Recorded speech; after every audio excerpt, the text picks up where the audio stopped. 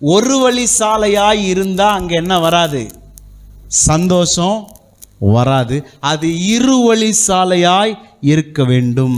நான் பேசும்போது நான் பேசுவதோடு என்னுடைய பாரத்தையும் என்னுடைய மனதில் இருக்கக்கூடிய சந்தோஷத்தையும் பகிர்கிறேன்.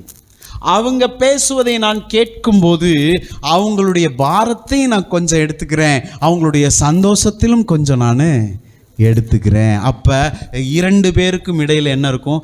சந்தோஷம் இருக்கும். அப்படிப்பட்ட வீடு, அப்படிப்பட்ட பெற்றோர் பிள்ளைகள், அப்படிப்பட்ட கணவன் மனைவி, அப்படிப்பட்ட நண்பர்களுக்குள்ள பாருங்களேன், சந்தோஷம் இருக்கும், சிரிப்பு இருக்கும், ஜோக் அடிச்சுக்குவாங்க. ஒருத்தருக்கு ஒருத்தர் என்ன செய்வாங்க? ஜோக் அடிச்சுக்குவாங்க, சிரிப்பாங்க. பாருங்க, அவங்க கிட்ட உட்கார்ந்துருக்கவே நமக்கு ரொம்ப சந்தோஷமா இருக்கும். பெரிய விஷயம்லாம் போட்டு தலையை போட்டு உழப்பிக்கலாம் மாட்டாங்க. பாருங்க, சின்ன சின்ன விஷயங்கள்ல அவங்க சந்தோஷம்